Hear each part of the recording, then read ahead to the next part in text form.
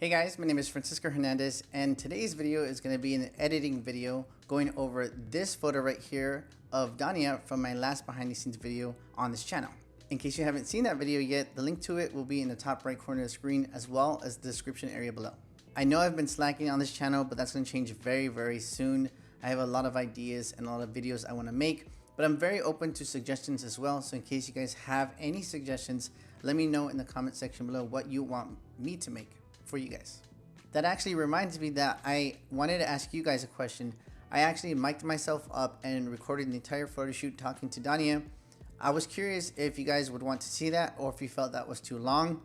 If you guys do want to see that, please like this video and we'll have a go. I know I don't really like goals, for likes and stuff, but if you guys like this video 1,000 times, then I'll go ahead and release that footage and you guys can see that footage on my channel. But without further ado, let's just go ahead and start editing. Okay, so here's the image of Dania, and one thing you can tell right away is that she's underexposed.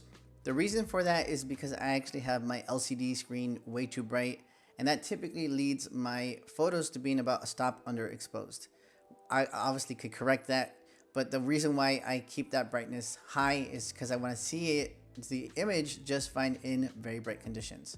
But again, that typically leads my photos to being about stop underexposed. So let's just go ahead and correct that exposure. Let's go ahead and go to exposure and raise it up one stop. And now it actually looks pretty good. There are some things I want to do to this image, but I love increasing the colors, bringing up the saturation of the colors. So I'm going to go ahead and do that next, and then I'll correct the different things that I'm seeing. So right now, the way that I'm going to go ahead and just bring up not the exposure, but the saturation is go all the way to the bottom over here. And in the calibration section, the blue primary saturation slider, that's actually the key to bringing up the saturation how I like it, very naturally. If I were to go ahead and just go all the way up to the top and just bring up the saturation a lot, it's just too strong in certain areas. So I'm just gonna go ahead and just take that off, go back to the bottom, and I'll typically go ahead and change the saturation from about 60 to 100. Let's just go ahead and go strong and go to 100. And yeah, now the colors are a lot more saturated, but not too strong. Typically, when I will go ahead and just increase the blue primary saturation slider, two colors tend to go a little bit too far, and that's gonna be the oranges and the blues. No blues in this image, so that's not an issue, but I do feel like the oranges are a tad bit strong. So I'm gonna go ahead and scroll up. And this section right here, the hue, saturation, luminance section, that's where I'm going to go ahead and just reduce the saturation of the oranges. So I think about -10 is usually what I'll do, and I feel like it brings it back to a normal level. To explain this section a little bit, this hue, saturation, luminance section, the hue changes the kind of type of color. The saturation adjusts how saturated that color is going to be, and then the luminance is how bright or dark that color is going to be. So right now, one thing I wanted to do, and the reason why I wanted to explain real quickly the hue section, is because I feel like when I initially edited this photo, and I still feel like it right now, is I feel like the yellows, the oranges in the background, I feel like they're to be blended a little bit towards the pea color. So I do want to adjust that to be less like that. And the way I'm going to do that is either change the hue of the orange, the yellow, or both. So let's go ahead and just start with yellow. I'm going to go to like -15. I do feel it's subtle. So I am going to go ahead and just adjust the oranges as well. So I'm going to go ahead and adjust orange to be -15. And I do feel like it's a lot more natural looking, not less, like pea. So, but I'm going to go ahead and just go to -11. And I felt like -15 was a little too strong. And now I feel like those oranges in the back are, not pea color. I do tend to bring up the sharpness so that, now that I'm done with the color, I'm going to go ahead and go to the sharpness and just bring it from 40 to 60. And I don't think there's anything I need to adjust with these colors. So I'm gonna go ahead and just now go to the highlights and the whites. What I felt like initially when I was talking about the exposure is I felt like the skin was a little too bright in the highlights. So the way that I usually reduce that is I'll try to just do a little bit of adjustment in the highlights, just a little, and then do more in the whites. So I'm gonna go ahead and go to -5 in the highlights. And again, this is going to be very subtle. And in the whites, I'll probably go to -25. And it feels a lot less shiny in the highlights of the skin. The other thing I want to do right now is I'm going to go ahead and, because I felt like I wanted this edit to be very warm, I'm going to go ahead and just change the color temperature from 3350 to 30 700, and now it's much warmer in the background, but obviously her skin is also warmer too. So I'm gonna go ahead and correct that. The way that I usually correct this is go to the masking section. I think right here, if you just click on that or do the shortcut, which is Shift W, I'm gonna go ahead and now click on the subject. And again, I want her to be selected because I want to change the color temperature of her to be cooler because I made it her too warm. Now I'm gonna go ahead and just go to about -8 seems pretty good, but I feel like she's a little bit too warm, and also she's now a little bit too tinted green. So let me go ahead and just keep it at -8 on the temperature real quick and go to the tint and bring it up to more towards magenta to maybe 12. And actually no, it looks too strong. 10 looks good, but now I do want to go ahead and just correct that temperature a little bit more to make -10. And now I feel like she is more in line with the tones of the rest of the image. She's no longer too warm or too green. But one thing I did want to also do is just bring up the exposure of just her a tad bit to 0.25, and I'll keep it like that. The other two things that I usually do when it comes to adjusting the image selectively is I'll bring up the colors of the eyes, especially if they have dark eyes, and I'll also add either a little bit of exposure or a little increase in shadows for my nighttime photos, just on the subject and around. But I'll go ahead and just show you guys that step by step. So I'm gonna hit K, and it'll bring up the adjustment brush, which is gonna allow me to select certain things and change those selectively. I'm gonna hold down space, click on the image, and then now just paint over the eyes. And now, actually before I forget, I do have the feather at 100, flow and density around 50 to 60, and that kind of layers the effect kind of gradually, not too quick, not too slow. I'm gonna go ahead and now go to my preset, which is, was it dark eyes? And then see how the effect looks like on the eye. And actually, I do feel like it's pretty good right now. So I'm gonna go ahead and hit K again, just to see how it looks like on the eye, and it looks pretty good. Now I'm gonna zoom out and I'm gonna hit K again, so I can go ahead and now get that second effect, which is gonna be increasing the shadows of just the area around her and on the ground. So I'm gonna go ahead and just paint just kind of quickly, just like this, like that, and then increase it just a little bit and be a little bit more quick when I increase it. And now what I'm gonna do is, again, specifically for night portraits, I'll go ahead and increase the shadows, but if it's a day portrait, I might just increase the exposure instead of increasing the shadow. So let's go ahead and just grab this shadow slider and slowly bring it up. And I feel like at actually like a good amount, like at 45, it does a good job of bringing up a little bit of detail around her. Actually, I might have missed like a little bit around the arm. And I'm gonna go a little bit more to the face. And then if you guys want to see that effect, I'll go ahead and just delete it and increase it. And it's just giving a little bit more detail in the shadows behind her, and that's gonna help separate her from that dark background. And now at this point, I do feel like the image is pretty good. And now, obviously, the softbox is in the way, so I do need to remove that. So I'm gonna go ahead and just copy all the settings for this image. And now I'm gonna go ahead and apply it to the shot that I took without the softbox in the way. So I actually took that second shot intentionally so that I could go ahead and remove it in Photoshop. I actually have a video describing this process, how I remove a softbox in post in Photoshop. If you guys wanna see that video, again, link will be in the top right corner of the screen or in the description area below. Now I just need to apply the settings to this image, make sure everything is same settings, and then go ahead and export both of these images into Photoshop. Okay, so now we have the image of Dania here in Photoshop, and the very first thing I want to do is remove the softbox. It's just a bit of an eyesore right now. So I'm going to go ahead and go to File, go to Place Embed, and now click on that second shot without the softbox in the way.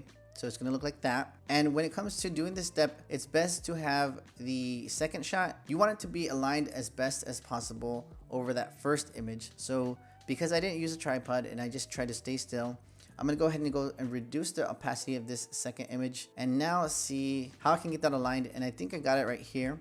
Let's see, a little bit more to the right. Okay, it's pretty much aligned pretty good.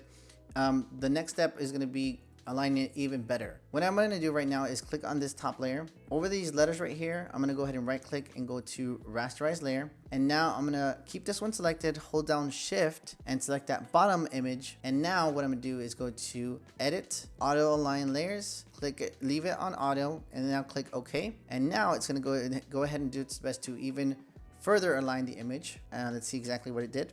Yeah, pretty good. This next step, what I'm going to do is go ahead and just keep that top image selected. I'm going to go ahead and click a mask, invert that mask using Control or Command I.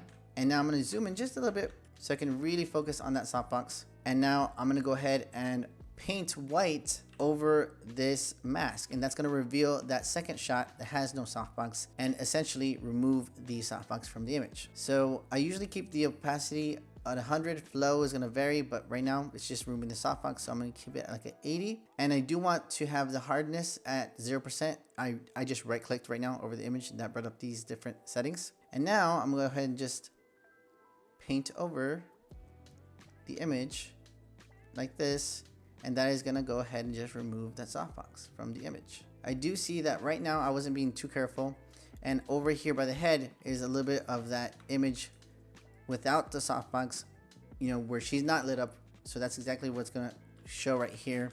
So now I'm going to paint black by holding or hitting X on the keyboard and just paint right here the original image. And now when I zoom out, you can see no softbox. And that's how I remove it. But now I'm just going to do a little bit of cropping and then just get a good crop right there.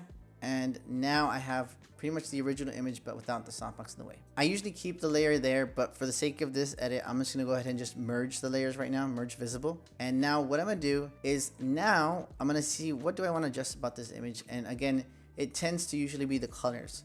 So the way that I'm going to do that with this image is I'm going to go to the little circle on the bottom, or you can actually go to the top. I think it's layer, actually image adjustments. And then this section right here is the same thing that it's going to be over here in the bottom. I just click on the bottom just because it's right there. And now I'm going to go to selective color, and that's going to really allow me to have fun with the colors. Again, I never have a set thing that I do every single image. I kind of just play with the sliders and see how I like it. So that's exactly what I'm going to do right now. Okay, so you guys could probably pause the video to see the different settings, or I'll throw them on the screen somehow right now. Okay, so like I said before, just have fun with the selective color tool. That's exactly what I did. I kind of just felt around and see how do I like this image. Right now, because there was a lot of that color, the warmer color in the background, when I was changing the reds and the yellows, it really affected that background. So I was really kind of just changing the sliders to that background. And if you guys want to see how it looks like before and after, this is after. And this is before, and this is after. Now the next thing I'm gonna do is go ahead and just zoom in and see what I want smoothened in this image. So I don't feel like it's a lot. If anything, probably just a little bit of the arm here, and pretty much that's it. So I'm gonna go ahead and just do a little bit of frequency separation now. I'm gonna go ahead and just merge the image again, and now I'm gonna add 2 layers, Control or Command J, and I'm gonna name this bottom one L, and that's gonna stand for low, and the top one H. So now I'm going to keep this top one selected, hold down shift, click on the bottom, and now hit Control or Command G, and now I'm going to call that FS for frequency separation. With this bottom one, I'm going to go to filter, go to blur, Gaussian blur, and because I have a 42 megapixel file, I usually think 5 looks good. So you kind of have to calibrate that to your specific image. If you have around 20 megapixels, that'll be about 3. If you have 60, that'll be about, I think, about 7. So let's click OK. And now I'm going to click on this top layer, and I'm going to hit image, apply image, and then where it says layer, click on L, and where it says blending, click on subtract, and copy every setting here. Now click OK. So now you just need to change the top layer, the blending mode, from normal to linear light. And essentially that just separates the image into color and texture. And basically what that's going to allow me to do is zoom in. Now with a wet brush, I'm gonna go ahead and I have a shortcut N, but if you want to go to the brush tool, hold down, click, and then it'll be right there, or the wet brush, mixer brush. And now you can copy all these settings. And now basically when I do a little bit of a paint, a little bit of a click and drag, it basically softens the skin. So I'm gonna do that just a little bit more to this image. You always want to make sure you adjust the size of the brush, because if you have paint like this and I paint, left and right, it's going to paint some of this black into the skin or the skin into the black. So try to keep the colors separated. You can actually also soften the skin by getting the lasso tool L, and then let's say for example on the neck I want it to be a little bit softer looking, so then I'll just go ahead and select that area. I actually have the feather around 6. I would say 2 to 5 or 2 to 6 is good. I have it on 6. I'm gonna go ahead and go to filter, go to blur, go to Gaussian blur, and again whatever you initially had it, I would say times by 2. So I'm gonna go to 10, and then now you can see how soft it looks like on the skin. Just look at the skin real quick.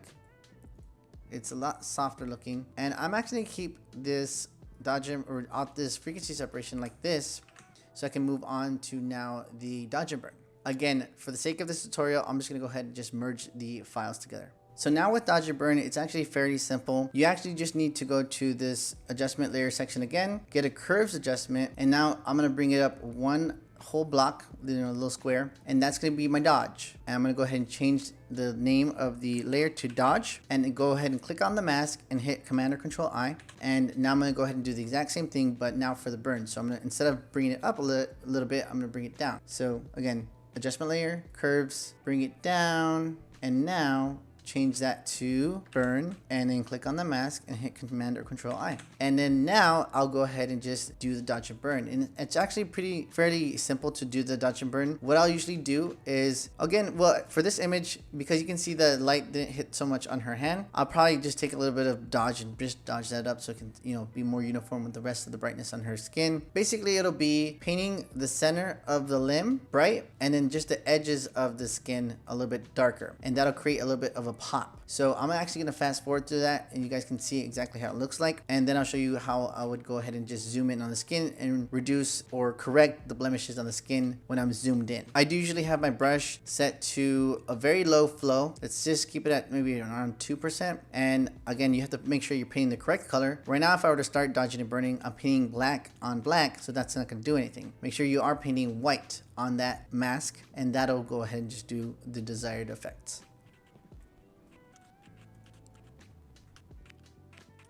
Just like I did with frequency separation, I'm going to keep that top layer selected, click or hold down shift and click on the bottom one, and now group them by hitting Control G or Command G, and then I'm going to call it DB, and that way I can go ahead and just show you guys how it looks like without the dodge and burn. So that's without, that's with. I did add a little bit of brightness in this section here, but I'm fine with it for now. And now I'm going to go ahead and zoom in and show you guys how I'd remove or correct the skin blemishes, if there's any. And Dania has pretty good skin, and what I'm going to do right now is, this is what I usually do whenever I do dodge and burn. I'm going to get another adjustment layer. This one's going to be black and white, and now I'm going to change the reds and the yellows to be lower, and that's really going to highlight any blemishes on the skin. So for example, for this image, you can see a little bit of darkness underneath the eye, a little bit area right here, this section right here. And again, this is something that you definitely need to see for yourself if you want to do this or not. I just feel like when I correct the little bit of darkness in the skin, the inconsistencies, that it makes the skin a little bit softer looking. So if you want that desired effect, then I would say do dodge and burn on the skin. Zoomed in, it's actually called micro dodge and burn. When you're zoomed out and you do dodge and burn, that's called global dodge and burn. So now I'm going to go ahead and just go through this fast, and then go ahead and just show you guys the effects afterwards. Okay, so without the dodge and burn, this is how it looks like. And then with it, it looks like this. So it was fairly simple. It wasn't too heavy. I think at this point, I pretty much have a complete image. I'm going to go ahead and just merge it again. I'm going to go ahead and now, well, let me delete this too. And now I'm going to go ahead and go in File, go to Revert, so you can see exactly how it looked like before and then after. So this is before coming up right there, and then this is after. And that's pretty much everything that I would do to this image. It's usually frequency separation, dodge and burn, and then changing the colors. I actually would remove distractions as well. So I would use the patch tool or the stamp tool or the spot healing brush, and I would use those different things to remove distractions like this area right here in the corner or other minor things. But that's pretty much it. I hope you guys enjoyed this video. I hope it helped you out. And until next time, take care.